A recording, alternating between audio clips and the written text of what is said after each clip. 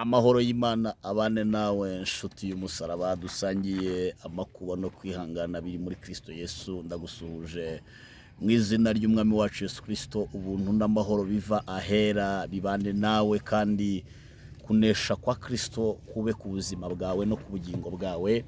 Imana idatsindwa ikomeze kugutsindishiriza mu bihe bisa n'ibi ngibi. Mfite ubutumwa nifuza kuguha, kandi no gutwarana dore bamwe bagiye bakina n'ubutumwa Imana itanga uyu munsi wa none. Ukaba ufite umugisha w'abantu b'Imana bakublessinga mu masengesho, wowe ugahitamo kubagirira nabi no kubabwira nabi no kubereka ko ari imburamukoro. None muri beshi turi mu ngaruka cyangwa se muri mu ngaruka zo kuba umuhanuzi muri kino gihe ukuri kumubona n'amahirwe, ni umugisha ukomeye cyane. So rero ndakwinginze, sinzi aho uri, sinzi aho uherereye, mfite ubutumwa budasanzwe nahawe muri kwa kundi turi kugenda tubutambutsa mu byiciro. Ndagira ngo rero wowe aho uri aho ariho hose utega amatwi ibi bintu, kuko birakugirira umumaro mu buryo budasanzwe. Nyemerera rero kandi ntugire ngo ni bya bindi. Bibiliya igaragaza neza ko kutumvira Imana bitera umwaku, kandi Abisiraheli banze kumvira Imana mu butayu bahura n'ibibazo bikomeye cyane, bahura n'akaga kadasanzwe, bahura n'akaga gakomeye cyane kubwo kutumvira Imana. Bose barimbukiye mu butayu kubwo kutumvira Imana. Reka dusenge tutambutse part 3. Father, mu izina rya Yesu ndagushimiye kuko ufite imbaraga zo kurema ibitariho bikabaho. Ngushimiye ko ababene data badukurikirana kandi bakaba bagumye mu kwizera kwa Kristo Yesu, bakaba bagumye mu mbaraga no mu mavuta. Izina ryawe rihabwe icyubahiro, ubagirire neza, bambike imbaraga, ubane nabo. Mbisabye mbyizeye kubw'umwami wacu Yesu Kristo, amen. Message ya mbere, bene data murabyibuka 2022 twahawe ubutumwa bukakaye bukomeye. Icyo gihe twazanye umweyo turi kuri TV imwe yitwaga Impemburo TV, ntabwo ikibaho kubw'ibibazo yagize. Ariko kandi icyo gihe ngira ngo Imana yari yatubwiye ko itari bukomeze kwihanganira abatobyi batoba iby'ubwami bwayo. Mu by'ukuri umuntu ajya muri bino bintu avuga ngo wenda yigane nuko isi iri kuvuga ati muri n'abatekamutwe, nawe akagendera muri uwo mujyo, akagira ngo bino bintu ntibikora. Bino bintu bifite imbaraga, kuko niba abapfumu babazengereza mukirukanka imihana mukazinduka ibicuku, uratekereza Imana yo yakoze ibidasanzwe, uratekereza Uwiteka akoze ibidasanzwe, we urumva byakorohera abantu. Rero mu by'ukuri bakundwa muri Kristo Yesu, bino bintu bifite imbaraga, ni ibinyembaraga cyane. Kugeza kuri izi saha ngira ngo hari ibindi Imana ishaka gukora. Yarambwiye rero ngo yarakubuye ikubuza umweyo, ikubuza umweyo wumye, kandi ngo uyu mweyo wumye ngo hari ibintu bisigara inyuma bitavuye aho byagombaga kuva, kubera ko uburimo imyanya myinshi. Hanyuma irambira rero ngo noneho ije gukubuza uyu nguyu utoshye, ije gukubuza umweyo utoshye. Imana ije gukubuza umweyo utoshye, kuko n'ibyasigaye Uwiteka agiye kubikuraho, kuko Imana ntizakomeza kwemera ko abatobyi bakomeza gutobera umurimo wayo, gutoba umurimo wayo.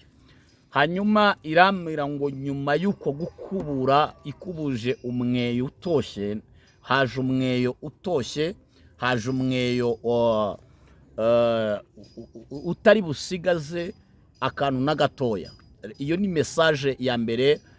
Muranyihanganira na twarayirikodinze ikiganiro Satani aragifuhira, ubutumwa Satani arabufuhira, dusanga byasibamye, byagenze nabi, hanyuma biba ngombwa ko ubu mbisubiyemo, nubwo narindiye mu rugendo ariko ndaparitse ndavuga reka mbitambutse, kuko Satani ubwo abirwanije birimo umugisha byanga bikunda.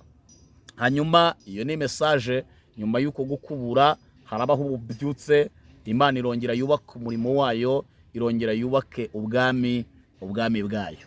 Hanyuma wowe uri ahantu hatandukanye wasenze Imana uyibwira ngo Mana ndumva ashaka kongera kuzura umwuka wera wawe, rero Imana igiye kongera kukuzuza umwuka wayo wera, igiye kongera kukuzuza imbaraga, igiye kongera kukuzuza igushiremo ubuntu bwayo. Imana idufashe kandi Imana itugirire neza. Hanyuma nabonye habaho kongera gukora umurimo w'Imana hano mu gihugu cy'u Rwanda. Imana irambwira ngo igiye kongera kuhagurutsa umurimo wayo, igiye kongera kubyutsa umurimo wayo, kandi igiye guha imbaraga abakozi kugira ngo bongere bakore. Kubera iki? Imana yarambwiye ngo umwunzane wamanutse wafashe benshi, ngo rero ntabwo iri bwemere ko n'abari basigaye bahagaze bongera kugwa ngo babivemo. Rero muri kino gihe hari abashumba bakora umurimo ariko bari gukora bitotomba.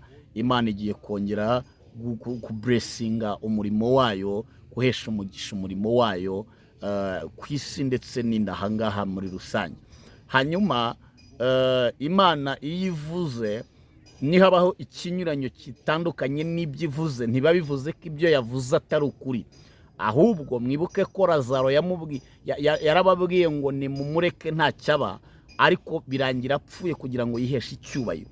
Imana iyo ikubwiye ngo ndakugaburira, hari igihe inzara ihita igutera, ariko ntibisobanuye ko itazakugaburira.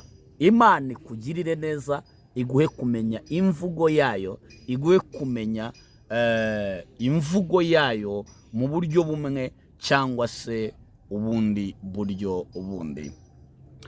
Rero twakiriye ububyutse mu izina rya Yesu, twakiriye imbaraga z'Imana mu izina rya Yesu, twakiriye guhagurutswa n'Imana mu izina rya Yesu, twakiriye ubutware budasanzwe mu izina rya Yesu, twakiriye amaboko akomeye mu izina rya Yesu.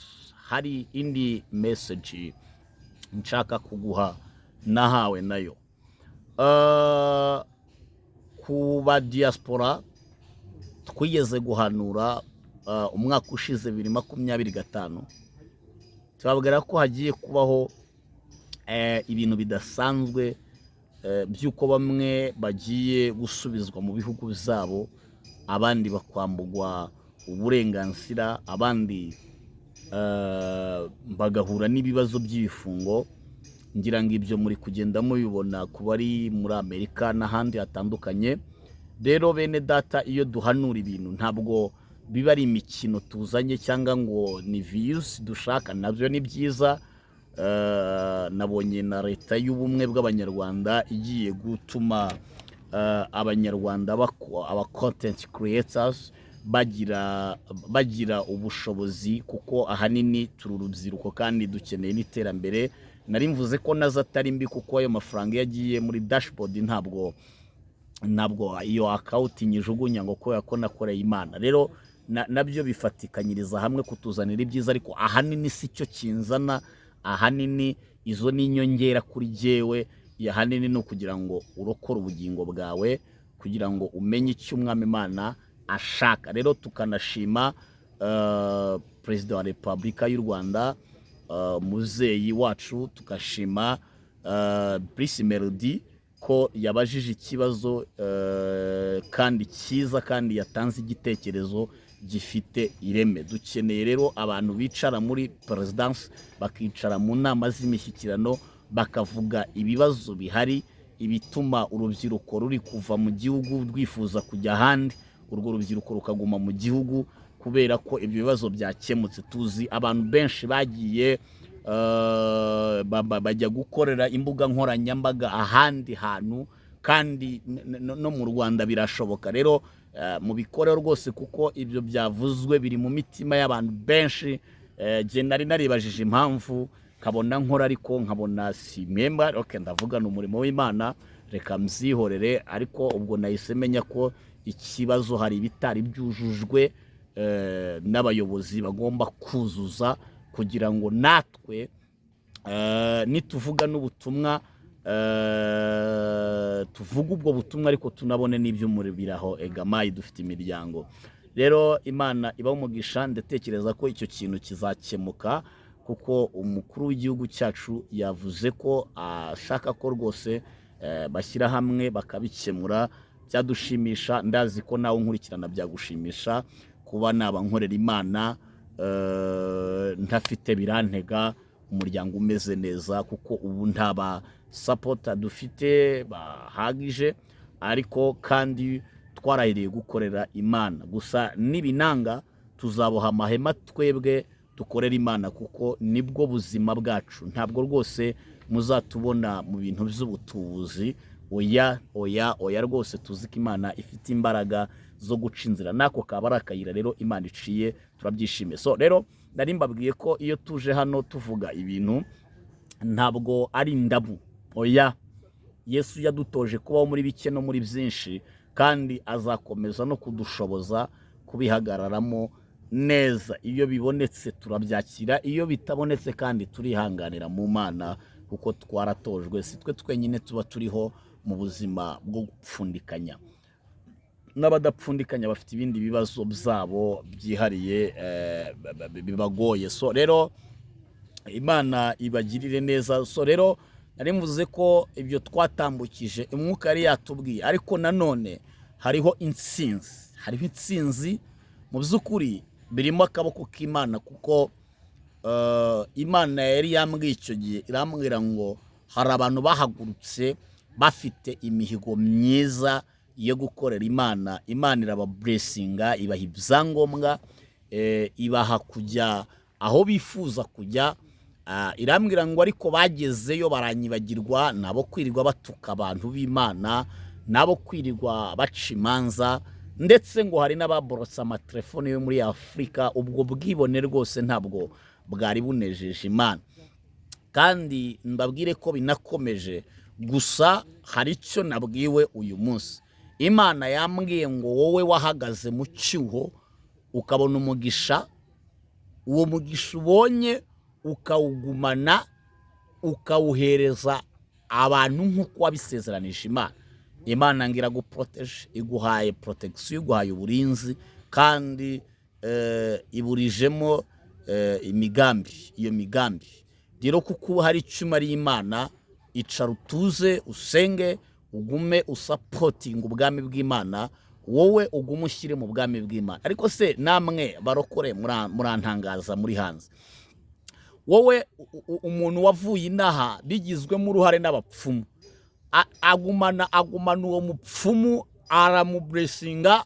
Ngira ngo hari n'urwego abapfumu bo muri iki gihugu bamwe na bamwe abari hejuru ntawe utagenda muri V8. Hari na rwose hari na nta rutakigaragara, ariko murabizi ko yarari ku rwego rwo kugura V8. Noneho kuko mukunda bababeshya gusa, ukibaza ni gute abantu bamwe na bamwe bumvira Satani, ariko bari mu gisata cy'abana b'Imana bakavunira ibiti mu matwi. None se uba wumva nta ngaruka byagira? Nshuti yanjye, Imana igufashe, Imana ikugirire neza.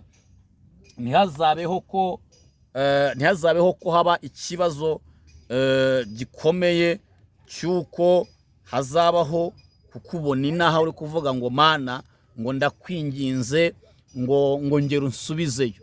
Yewe rwose Imana niba yaragwaye umugisha, warasezeranye ko uzafasha umurimo w'Imana, ugafasha abera, ukaba ntabyo ukora nyine. None nakugira nte ko nakuburiye ntubyumve? ariko ku bantu babikoze nabonye ibiganza byanyu biteze imbere y'Imana gutya, ijwi rirambwira ngo nikomeze ndebe, ndakomeza ndareba, mbona hari imigisha iri gutonyanga imanuka iva mu ijuru imeze nk'imvura. Imvura iri kugwa mu biganza byabo bemeye gusohoza isezerano bavugiranye n'Imana. Imana irambwira ngo biribonye nababyubahirije, ngo none ngiye kongera kubaha umugisha, ngiye kongera kubarinda, ngiye kongera kubana nabo, ngiye kongera kubakomereza amaboko. Ndabwirwa ngo ibiganza byanyu rero, ibyibo byanyu ntibizaburamo agafu, ntibizaburamo ifu, kandi ibiganza byanyu bizahora byakira umugisha w'Imana. Yesu rero abaho umugisha, Imana ibagirire neza, Imana ibambike imbaraga. Hari indi message nahawe, nabonye abantu bari kwivovota bavuga ngo amasezerano yacu abahanuzi kuki batubeshye, kuki abahanuzi batubeshye. Numva ayo majwi ari kujya imbere y'Imana. Imana irambwira ngo ibisubizo by'aba bantu byaramanutse ariko baracyantakambira, ngo ariko byahegamye mu kirere cy'Abamedi n'Abaperesi. Rero ndabwirwa ngo nihabeho gusenga duhuruza Imana, imanure marayika w'intambara witwa Mikayeli, arwane n'abadayimoni bari mu kirere cya kabiri, ari ryo juru rya kabiri, abambure ibisubizo byanyu. Mariage yawe naho yaheze, akazi kawe naho kahegamye, ndetse kandi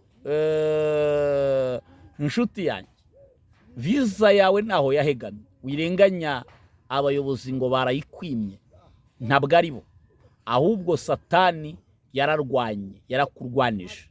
Nawe ucika intege, wibereye muri boîte, wibereye mu bibi, nta mwanya wafata wo kwiriza ubusa ngo ubohoze ibyawe, ngo uvuguruze iby'abadayimoni bakugambiriraho. So rero none urumva hakorwa iki rero? Rero mu by'ukuri ibisubizo byaramanutse, nihabeho gusenga amasengesho y'iminsi 7. Hanyuma ayo masengesho ni amasengesho yo kubohoza. Senga ubohoza, senga ubohoza ibisubizo byawe bive mu kirere cya Satani, mu kirere cy'Abamedi n'Abaperesi. Imana ikwiteho kandi Imana ikugirire neza. Hanyuma indi message nahawe, nagiye kubona mbona habayeho kugarura abantu bagaruka muri Imana, abantu bagaruka mu migisha yabo. Imana irambwira ngo dore hari abantu bari bacitse intege, bari bavuye mu byizerwa, ngo ariko nihabaho kubohoza, ngo ndakora ibituma bangarukira, ndakora ibituma bongera kwizera imbaraga zanjye. Rero wowe waruvuye mu byizerwa, wowe waruvuye ku Mana, ndakwinginze wiva ku Mana, guma ku Mana, gumana n'Umwuka Wera. Petero yaravuze ngo twakuvaho tukajya hehe ko ari wowe ufite amagambo meza, kandi amagambo meza y'ubugingo. Rero akagambane ka Satani, akagambane k'abadayimoni, Imana irakanze, ntabwo urabivamo. Guma muri korari uririmbe, shumba itorero ry'Imana, ngo Imana yarambwiye ngo warubivuyemo kandi byari bimaze gushya.